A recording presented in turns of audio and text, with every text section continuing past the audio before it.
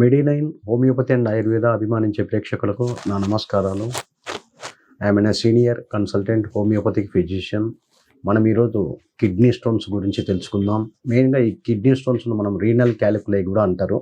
ఇవి ఎట్లా ఫామ్ అవుతుంది అంటే హార్డ్ డిపాజిట్స్, మన యూరిన్లో hard deposits to make minerals and salts, ఈ రెండు మిక్స్ అయిపోయి హార్డ్ డిపాజిట్గా ఫామ్ అవుతాయి. ఇన్ ద కిడ్నీస్ నుంచి యూరేటర్స్ బ్లాడర్ వరకు ఈ మధ్యలో ఎక్కడైనా ఫామ్ కావచ్చు.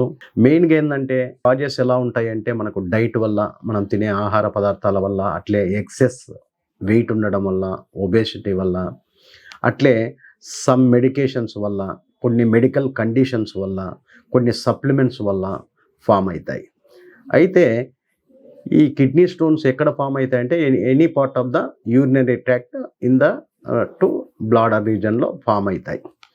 అయితే ఎప్పుడైతే మనం ఈ యూరిన్ బికమ్స్ కాన్సన్ట్రేటెడ్ ఎప్పుడైతుందో అప్పుడు మినరల్స్ అండ్ క్రిస్టల్స్ ఫామ్ అయి ఈ స్టిక్ టుగెదర్ అట్లా ఒకదానికొకటి అతక్కపోయి ఈ స్టోన్స్గా ఫామ్ అవుతాయి.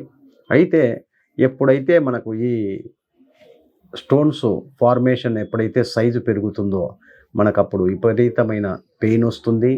మనము ఈ యూరిన్ ఫ్లో కూడా తగ్గిపోతుంది.